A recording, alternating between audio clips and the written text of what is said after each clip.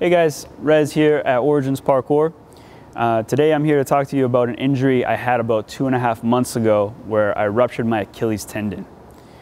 So for basically the first month and a half, about 6 or 7 weeks, I had to wear this guy.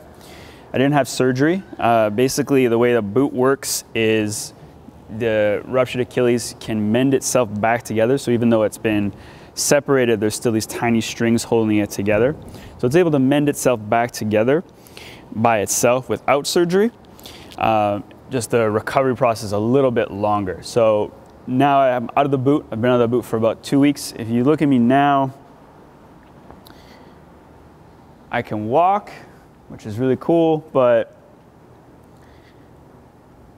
I can't walk very fast. I still can't jump yet. I can't run. I can't skip. Can't do a full squat. Basically, my ankle is still really stiff. Now, this is the wall where this whole thing actually happened. And Achilles ruptures weren't really a new thing to me. I'd seen them happen before. Actually, the first time I ever saw an Achilles rupture was up in Squamish here, and I wasn't around for it, but someone at a jam basically had ruptured their Achilles tendon, said they had done it on some kind of a wall run. It was on a slanted wall. The thing that really stuck out to me then was that they were wearing a 5'10" shoe that was extra grippy, and I kind of felt like maybe they had too much traction or something, and it was just a freak accident, so didn't really think about it too much. However, the second time it happened was in this gym. There was one of our coaches was teaching someone wall runs, and they started complaining about a little bit of pain in the back of their heel. And they went for a couple more wall runs, and then all of a sudden something popped, they went down, and they actually came back a week later. We didn't know it was an Achilles rupture then. They came back a week later after going to the hospital to find out that it was an Achilles rupture. Third time, again in the gym, is I saw someone running really, really fast at a slanted wall. This was actually during a grading test, and they were running a slanted wall, putting way more speed than they needed to into a wall run. And again, same thing kind of happened. Something popped, and they complained about pain, and then came back several days later saying, hey, it was an Achilles rupture. So after all these incidences involving walls, started to kind of get some ideas about what causes an Achilles rupture. So what we're going to do now is look at a recording I did earlier today where I analyze exactly what happened during my Achilles rupture. The first couple clips we're going to take a look at are just some successful two-step tacks or 180 tacks, whatever you call them. Some successful ones that I did basically within a month or so of my injury. So here's the first one. It's a short approach. What you're going to notice here is that I take off with my right foot first on the wall, and then I push away with my left. And that's pretty much how I do them. All these clips are actually lines that I put together. Here's another one, right, left.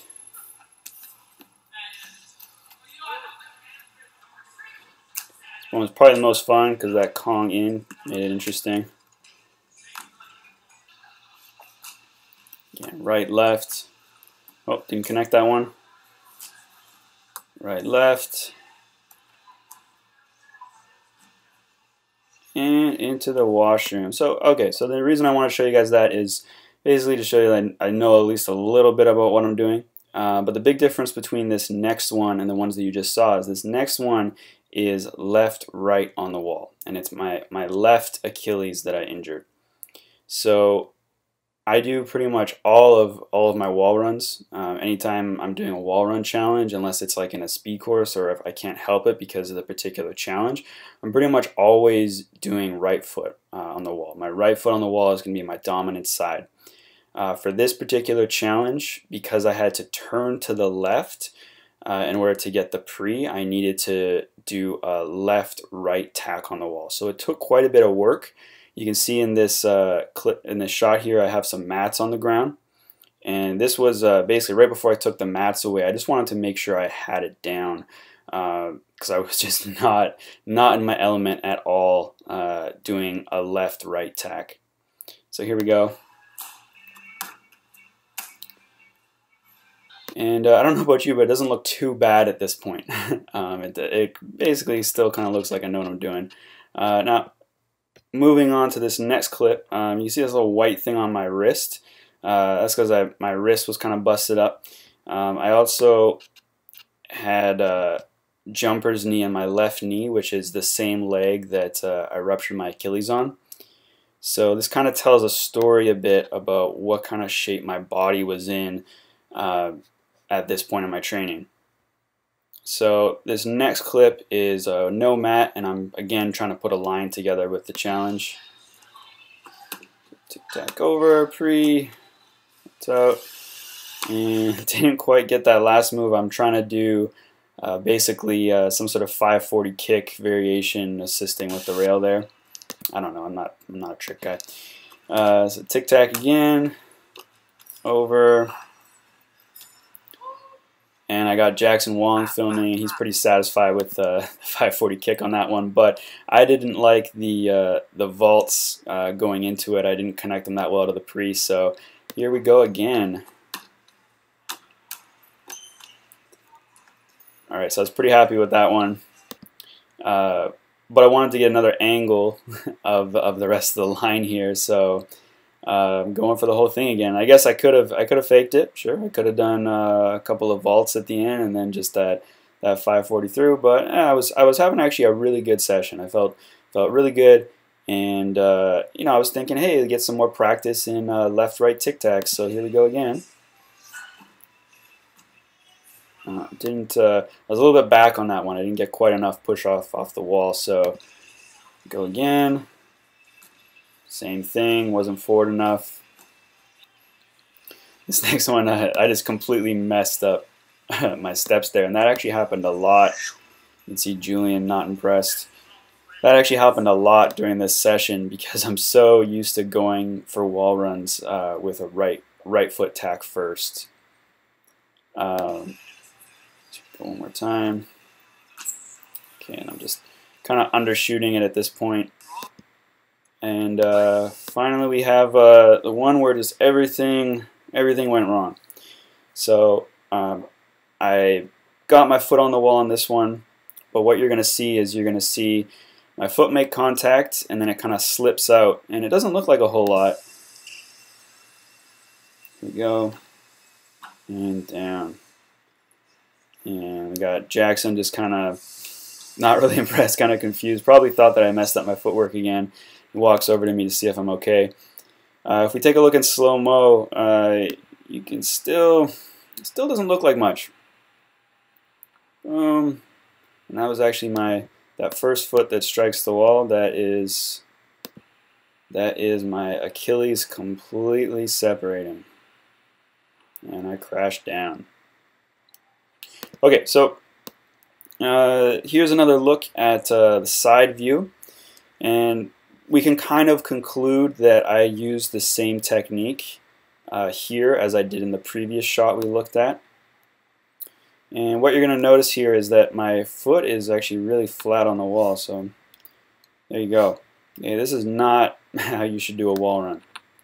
So you can see foot hits the wall, and then I enter this kind of really extreme dorsiflexion on here, but still make the tack over. So it's not that you can't do a wall run or a tic tac with your foot flat on the wall, but it's not ideal. So here I am again. You can see how far I am away on the takeoff, and then this is just to illustrate the peak of the eccentric load, or the finish of the eccentric load here. And there's quite an angle of my shin and my foot here. So I actually have pretty good dorsiflexion in general, so I can get away with this, and that's kind of part of the reason why this happened, is I can actually get away with putting my foot almost flat on a wall. But if we look at when I go with my right foot first, big difference. So I'm a lot closer to the wall here. You can see also my knee is bent, and that's going to just make it easier to absorb. I'm not completely absorbing that eccentric load with just my ankle. And then as we get higher up, see much better looking angle here. So this actually looks like, number one, just for performance, it's going to be easier to push away from the wall when you don't have such an extreme angle. And here's one more. So again, I'm close to the wall. I was forced to be close to the wall on this one because of the short approach. It was basically not even a step. And then when I get to the peak of the eccentric load again, we just have a much better looking angle here. So if we go back one more time, again, this is just not how to do a tic-tac. Okay, folks, this is not how it works at all. So what we want is closer to the wall on the takeoff, a little bit of bend in the knee, and striking with the ball of the foot so that when you drive up, you get this much better angle of your ankle, which is going to be a lot easier to push away. The whole reason I made this video was because I wanted to look into my own account of why this injury happened to me. It was something that I actually thought that I had figured out. The whole thing about putting your foot flat on a wall during a wall run wasn't exactly news to me. And it was pretty much what I thought. I had tons of conversations before my injury. Anytime I meet other coaches and stuff like that and we start talking about injuries, I would always kind of bring up Achilles ruptures. And when this happened to me, that was just, it was almost like my pride is what hurt most. You know, I was sitting there trying to think about what's next, and I couldn't get over the fact that this had happened to me. And there's a couple things to point to. So again, one is the technique, which we saw in the videos. The other thing that I pointed at was just kind of how I was feeling. So I already had jumper's knee in my left knee. That just so happens to be the leg that I ruptured my Achilles on. I had been finishing a training stage where I had been doing a lot of really specific parkour stuff. Throughout the year, I'll kind of go in between doing general physical preparation, so lifting weights, stretching, working on my aerobic capacity, and then I'll kind of taper down into, or taper off that to focus more on parkour, but specifically I was focusing on a lot of big things with parkour. I had finished off a shock method program and increased my jump. I'm 29 years old and I didn't think I would be able to increase my jump after doing parkour for as long as I have, but I did. And I was just enjoying that. I was attacking challenges and doing all sorts of things because of this kind of new ability, and it was hard to quit. But like I said, my body was breaking down on me. So jumper's knee, had that going for about 2 months. My wrist had some problems, even my left shoulder too a little bit. And I don't know if that is exactly why my Achilles rupture happened. You could certainly make an argument for that. But the biggest thing I still want to focus on is the technique and what happened in that situation. So again, looking at the video clips I showed you, you can see that my foot was flat on the wall.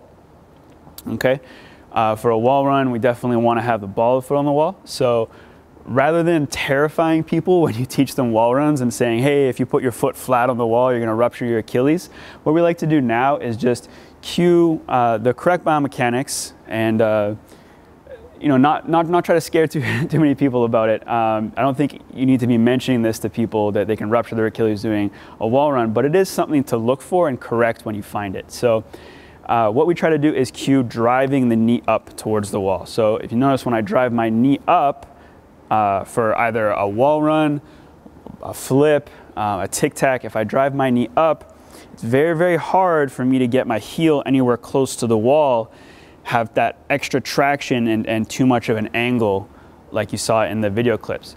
A lot of people are just going to be completely safe no matter what though. Part of the reason why I got into that position in the first place is because, if you notice, my ankle is already pretty flexible already. So I can get my foot flat on the wall and still drive up and still complete wall runs and tic-tacs. A lot of people that have tighter ankles, what will happen is they'll put their foot flat on the wall and they'll just kind of bounce off. And again, this isn't new information, I don't feel like. I've seen tons of wall run tutorials where people are talking about, well, if you put your foot flat or too high, you're going to bounce yourself off the wall. It's all the same thing.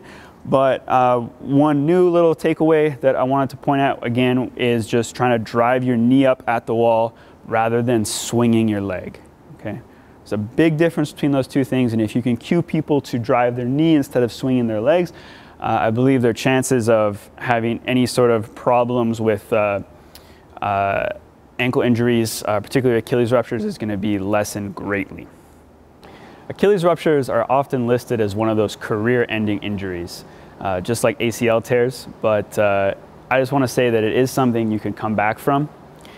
I've been trying to do a lot of time in the last 2.5 months just reflecting on what happened. It was actually nice at first because I was putting a lot of pressure on myself to get better at parkour. Again, I was feeling a lot of success, and anytime you feel success, for me, it's just like keep getting better, keep getting better, keep getting better.